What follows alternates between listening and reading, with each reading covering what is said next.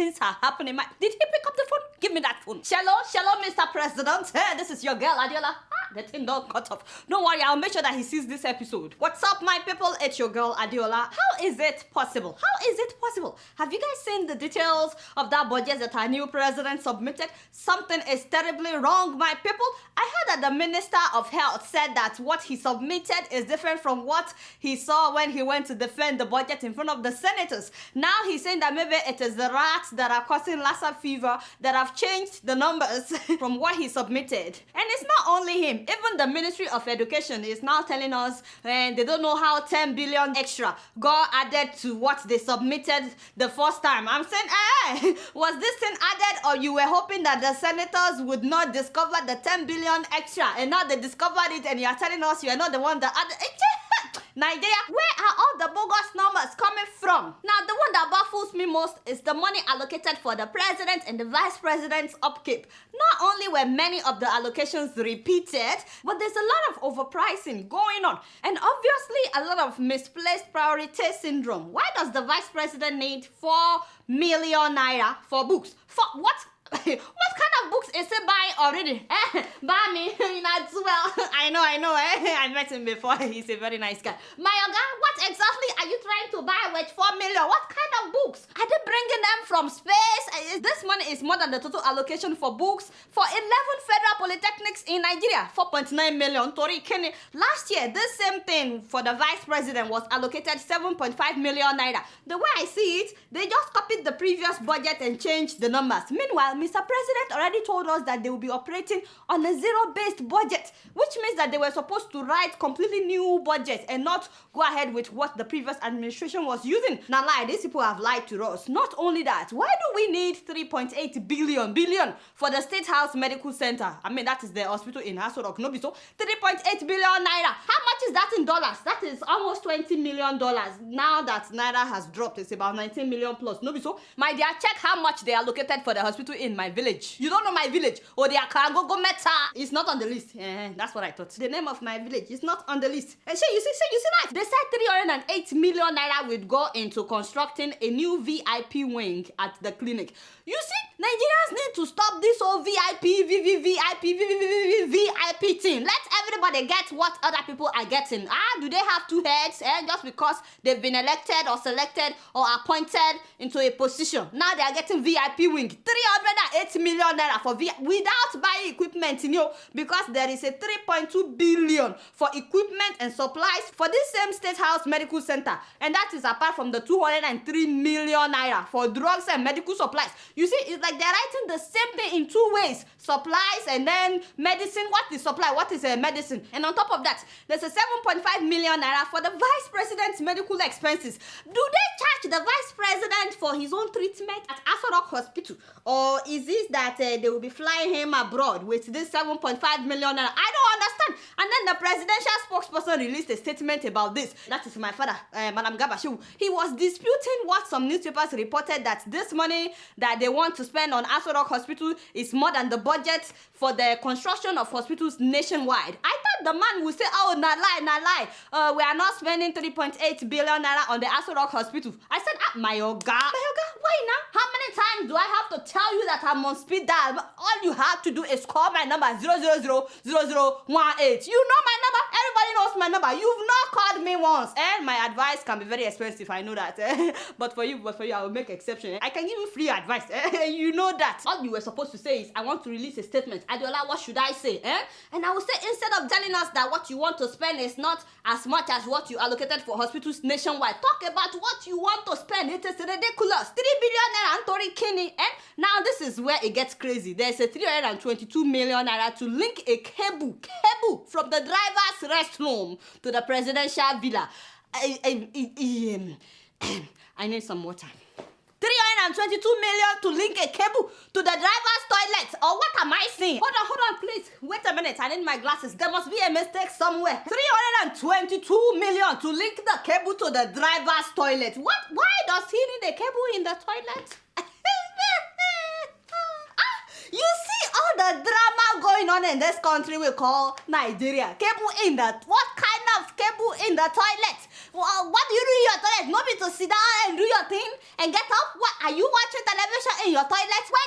Wait a minute. These glasses are not seeing correctly. There's another 213 million to link another cable from the guest house to the gate inside Aso Rock.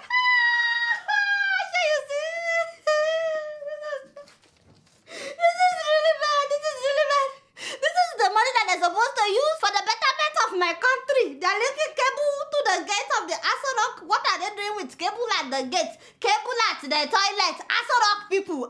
They want to fire everybody inside Aso Rock. Do these people just sit down and come up with numbers, or do they smoke something before they write the numbers? Hold on, I'm not done. Now the president allocated 618 million naira for the installation of electrical lighting and fittings at the villa. Electrical lighting and 618 million. The way they call this million makes me wonder. There are 365 days in a year. This year, 366 days because it is a leap year. And so if they are spending 618 million naira on installing lighting, that means every day they will be spending 1.6 million. What?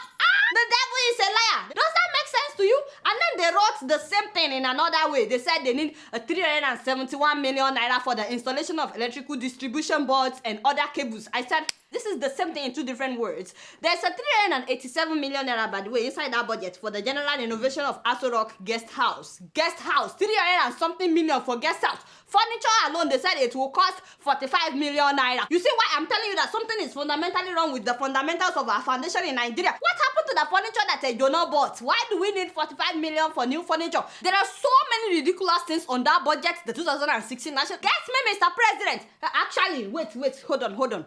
Did I mention that there's a 22 million naira budgeted for residential rent at the State House? Mr. President is here. He's here. Mayoga, what's up? How you doing? Yes, it's me again. So, are you paying rent to stay inside Aso Rock? Who are you paying this rent to? Is it true? They said that you are paying rent 22 million. And then I heard that you want to eat with 436 million naira. And you know that is more than 1 million naira per day on food for you and your vice president. My Nigerian people, how much do you spend on food per day? And that is not to mention the 20 million naira proposed for sporting and games equipment. That is for the presidential air fleet. I mean, the list goes on. There's a 904 million naira for brand new cars. Yes, apart from the 256 million for car tires and batteries and toolboxes. Seriously, what is going on? Oga Buhari, what is going on? How could you? Did you read this budget? So much for we are operating with zero-based budget. All this tells me is that nothing has changed. And how did this thing pass second reading at the Senate and the House of Representatives? And my Oga, you really need to wake up. You need to wake up. We are crying that Naira has depreciated and the oil price has gone down. But the way I see it, more than 50% of the things on this budget are extremely unnecessary, extremely inflated. Even if we borrow money or even if Naira was doing well and we don't need to borrow money. Is this how responsible governments spend money? 322 million naira to link cable to the driver's toilet. Who is deceiving who? Get your acts together. The two of you and the vice president. Yes, get your acts together. This is Mama talking right now. Let me talk. If you've not seen the budget, go and read it. Make all the changes. My proposal is they should cancel the whole budget and write a new one. One that will be reasonable. Yes, Mr. President and Vice President. I'm watching the two of you on Plasma TV and I'm not the only one. Nigerians are also watching you. You guys know I don't know anything. Guess what? I'm just keeping it real.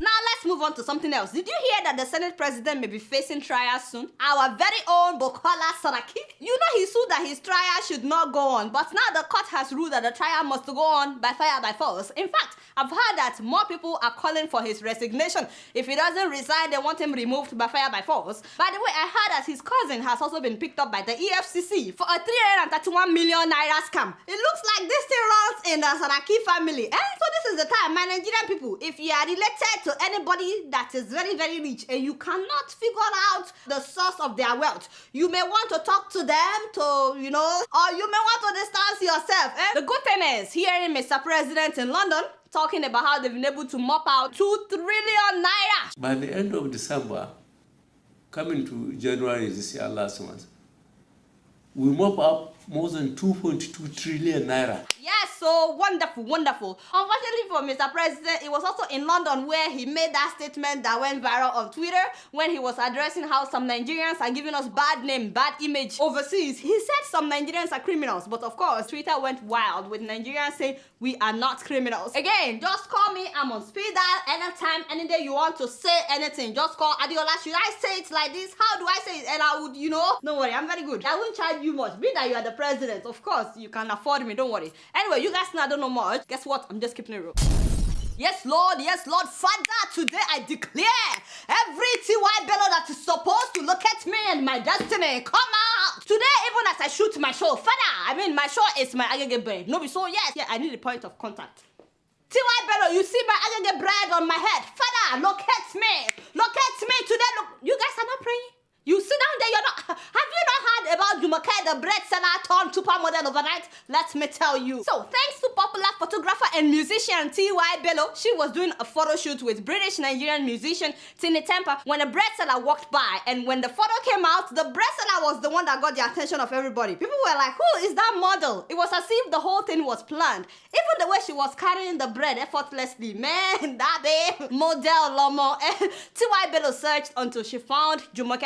And now she is a big-time supermodel. She's 27 and a mother of 2. She trained as a hairdresser from Ire in Osun State, but she didn't have money to do her freedom ceremony. She moved to Lagos with one child in search of better life in Lagos, leaving her husband and their first child in Osun State. Now her husband has reunited with her in Lagos. I'm so happy for the two of them. Very hard-working couple. I know it wasn't easy for her to leave her husband and her first child to be selling bread in Lagos in search of better life. She's been on CNN, Huffington Post did a story about her, BuzzFeed did a story about her. She's already graced the cover of This Day Style magazine. She's been signed by a few models. That's a top Lagos-based modeling agency. And because she's already 27, you know that most models are like in their late teens or early 20s when they start their careers. They created her own division for her called Few Stars. Now I heard that she will soon be on a huge billboard in Lagos. And I'm telling you to say your own Jumoke prayers and you're looking at me. I said,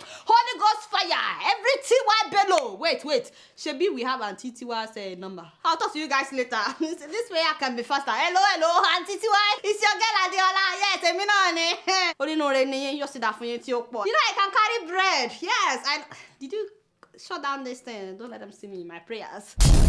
Moving on to Tanzania, Lord have mercy. You know, while we are slacking in Nigeria and so many other countries, the man is doing wonders. Have you heard about the new president of Tanzania? They call him the bulldozer, and rightfully so, because the man is bulldozing corruption, laziness, and overspending among government officials. Ladies and gentlemen, meet the man that gladdens my spirit. I hope that all African presidents are watching. Well, they're probably not watching, but anyway, I hope they can learn a few lessons from the man, Dr. John Magufuli. He's a farmer's son whose first real job was a school teacher, and then he educated himself as an industrial chemist and eventually became Tanzania's Minister of Public Works before winning the election in November of last year. Yeah, just last year. You would not believe all that the man has done. The first thing he did was to suspend the Independence Day celebration. He said, what are we celebrating when people are dying of cholera? I was like, whoa, how many people have died of cholera in Tanzania? 74? 74 people? How many people have died in Nigeria? My father and my God. Thousands of people. Boko Haram has killed thousands of people in Nigeria, and we did not suspend any party or ceremony. Even our new president was in Ogun State, celebrating in Ogun State after the incident that happened in Dalori. Meanwhile, a president cancelled Independence Day celebration because like 70-something people were killed by cholera. So they were supposed to spend 4 billion Tanzanian shillings on that ceremony. But Magufuli said, no. You see, that money should be used for the expansion of a 4.3 kilometer section of the road from Morocco to Mwenge in order to ease traffic congestion. Tell them that is what I'm talking about. Now for the Independence Day ceremony, the man commanded that that people should get out of their houses and go and clean their streets and all the corners in order to stop the spreading of cholera. He didn't stop there. Himself came out, Mr. President himself. He got on the streets, cleaning up the street. My eyes got big when I saw that video. When we nominated Dr. Magufuli to be our candidate, we knew the style, the type of leadership that he represents. We needed, his style and his way of doing things. We expected him to do exactly what he's doing. When some Nigerian officials, even those that are not even president, they are not president, when they will be feeling pompous, because of what he did, his own officials also got on the street, cleaning up the street. Imagine what will happen the day we see Oga Saraki with a broom, or Oga Dino Melaye, or Senator Ben Bruce. That man's very, very loud on Twitter. Anyway, the man banned all foreign travels by public officials, public servants, except when it is essential travel, and they must get permission from him or from the chief secretary. In fact, on the 21st of November of last year, a group of 50 officials were going on a tour of Commonwealth countries. The president cut down the list from 50 people to 4 people, and he saved the government 600 million Tanzanian shillings. Recently, during the Commonwealth conference that President Uhuru Kenyatta attended alongside other senior government officials, his Tanzanian counterpart slashed the size of delegation to the conference from 55 to just 4, thereby saving millions of shillings. Money they would have spent on tickets, accommodation, and per them, no more traveling abroad for all these officials. He said, well, the high commissioners and the ambassadors and the embassies abroad should be representing Tanzania when they are invited. Which makes a lot of sense. Why are they abroad if we also have to be going abroad, No more first class and business class travels for all officials except Mr. President, the Vice President, and the Prime Minister. Only 3 people. No more business class flying. That means they have to fly economy. Oh my God! Oh my God! Oh my God! Oh my God! Some of them will collapse. Reminds me of Thomas Sankara of Burkina Faso. No be so? Yes, that's what I'm talking about. The man has cancelled all meetings, no more workshops and conferences by government officials and public servants inside fancy hotels. He said no more inside fancy hotels. He said that every ministry has ministerial boardrooms. No be so? Use that one for your meetings. And that is what they are now doing. Soon after coming into office, Mr. President went to Muhibili Hospital unannounced. He just walked there and he walked through all the terrible parts of the hospital that they would normally hide from officials. All the dirty places, all the places where people were sleeping on the floor, where equipment were not working. After seeing many equipment not working and some patients on the floor, the man fired the director of the hospital. He fired all the hospital board members, and he ordered that all the machines that were not working must be repaired within 2 weeks. If not, he would fire the new director as well. Apparently, all the doctors knew that the machines were not working, but instead of repairing them or asking the director to repair them, they were referring patients to their own private hospitals. Sasa wewe ipi MRI inayofanya kazi ni iko wapi? Hospitali zote za private zinafanya kazi. Kwa hiyo za private zote zinafanya kazi. CT scan za hospitali za private zote zinafanya kazi. Za hospitali ya hapa Muhimbili zote hazifanyi kazi. I know that something like that is going on in Nigeria as well. No be so? Anyway, he gave them 2 weeks to fix the machines, but guess what happened? The machines were repaired in 3 days. 3 days. And so it is possible to repair this. And then when they opened parliament, they planned a state dinner that would cost 300 million shillings. And when he heard about it, he said, you see this 300 million shillings, make it 25 million. Whatever we can eat with that, we will manage. Now, the rest of the money, he said they should use it to buy hospital bed for that hospital that he visited, Muhibili Hospital. So they bought 300 brand new beds and mattresses and 600 bed sheets from that money. Can you imagine? They would have eaten with that money and that would have been the end of it. Now they have 300 brand new beds to admit people into the hospital. By the way, he said that why were engineers using V8 engine vehicles when they were supposed to be using pickups? He said that is more suitable for their jobs. So now they've changed all the vehicles. No more sitting allowances for officials. He said, how the hell are you paid allowances for a job which you have a monthly salary? That also applies to members of parliament, by the way. No more sitting allowances. It was so funny when I heard that the day after he was sworn in, the State House officials were showing him around, his new residence, but he was not really impressed by that. Instead, he decided to take a walk to the Ministry of Finance. He got there and he told them to get their acts together. He asked asked why some employees were not in office yet, and I heard that since that day, the traffic jam in the mornings has really increased because people no longer show up late to work after Mr. President's visit.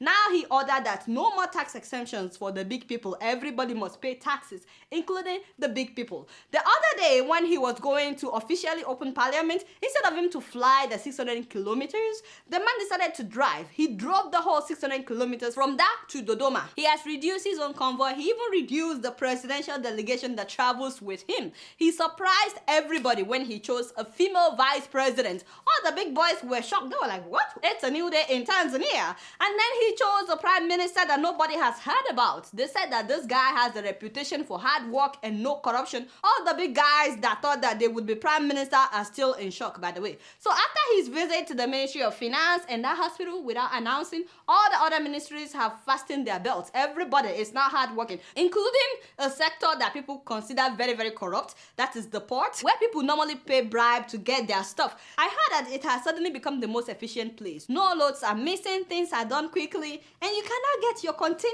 without paying bribe. And finally, all individuals and firms that bought state companies that were privatized, they've been told to either get to work or hand over that sector with immediate alacrity, hand it over back to the government. Some of them, I heard that they've not done anything in like 20 years, but now all of a sudden, they're all awake, doing stuff. The man has literally pressed the reset button in Tanzania. It's a new day in Tanzania. His motto is Hapakazi True. Some of you that are not from Tanzania, you probably don't understand.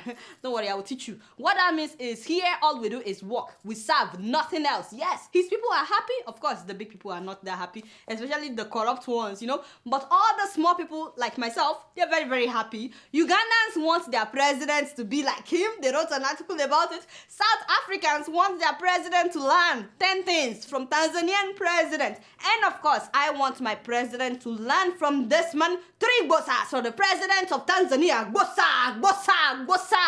Now, having said that, my guy, we are very happy. We love you. You started well. Please continue to do not disappoint mama. If you keep up like this, very soon Tanzania will become the best country in Africa. No, be so you guys not doing anything. Guess what? I'm just keeping it real. So before I read emails today, I want you guys to see a little bit of Cameroon.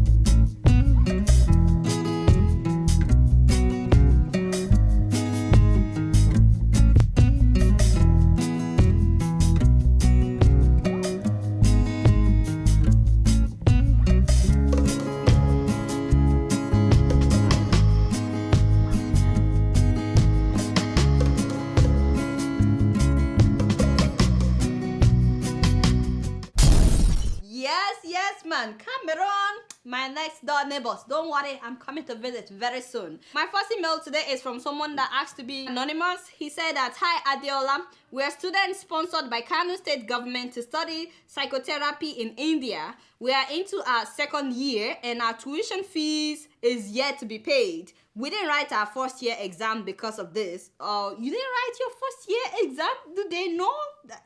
What? We wrote to the Kano State government scholarship board several times, but still they are not willing to make the payment. Okay, this is ridiculous. This is not the first time I would read emails like this. If you've been awarded any scholarship by Nigerian government, my people, please learn from all these emails that I read before you go out there.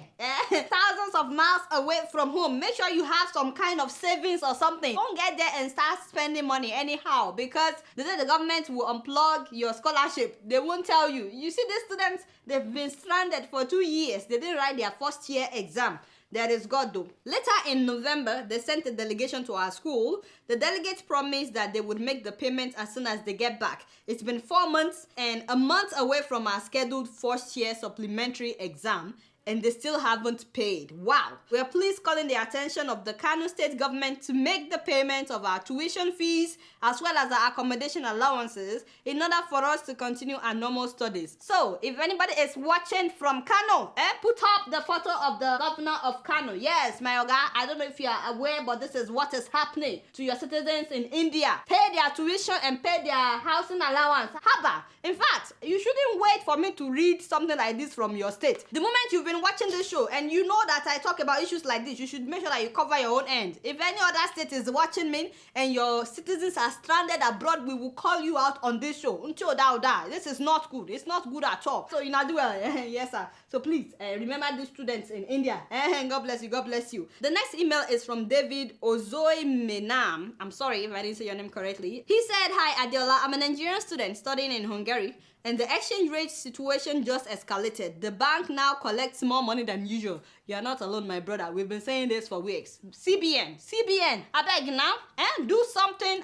It's very, very hard for those of us abroad. We can't withdraw money, students especially. How do you want them to survive? The next email is from someone that also asked to remain anonymous. He said that the governor of Abia State, Governor Okezi Ikpeazu, forged all his tax certificates and the tax clearance and the tax receipt that he submitted to INEC and PDP.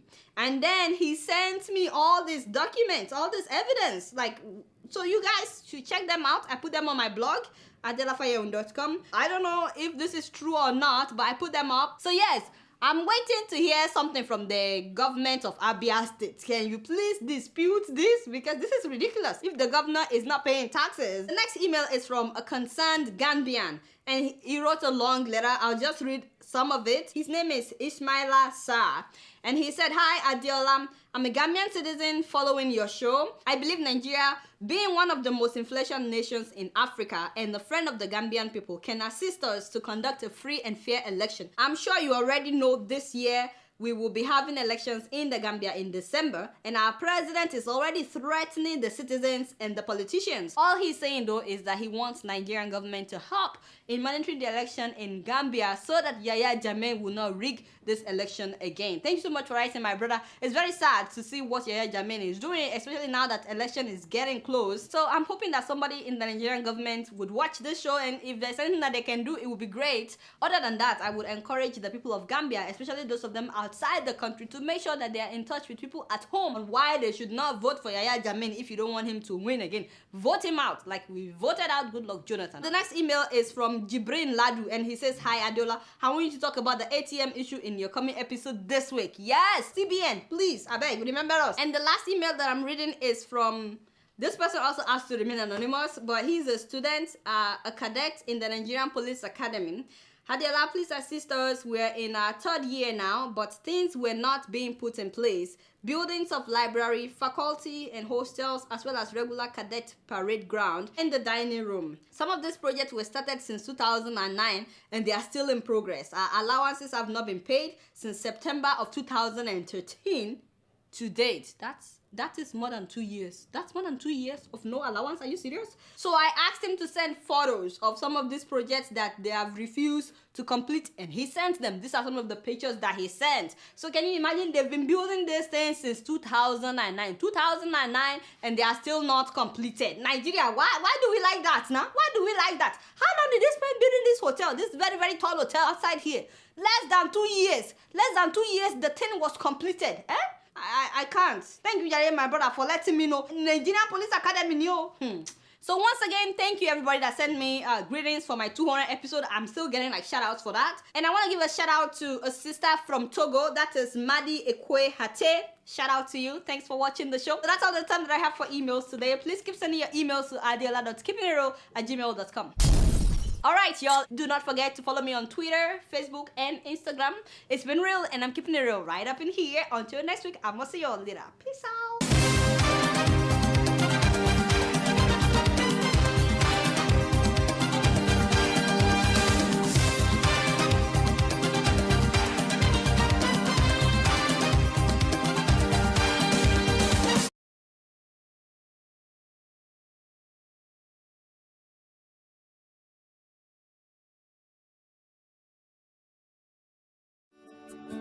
Welcome to First View Luxury Hotel. At First View Luxury Hotel, we offer excellent service. Our rooms have all the necessary facilities to make your stay comfortable and memorable. You will also have access to internet service, breakfast, 24-hour power supply, full air condition, free international calls, free tire pumping service, and free car battery charge. So what are you waiting for? Quickly visit First View Luxury Hotel. We are located at number 1 Adeola off Raji Rasaki Road, First Estate, Amuwo, Odofin Festac, Lagos. For more information or reservation, please call us on 080-7578-7135 or 080-9990-0601. You can also take advantage of our online ongoing promo at www.firstviewhotel.com to make your reservation and payment for your favorite room, which attracts a discount rate. Please note, rooms are reserved based on first come, first serve. First View Luxury Hotel. Experience the home of comfort. They come.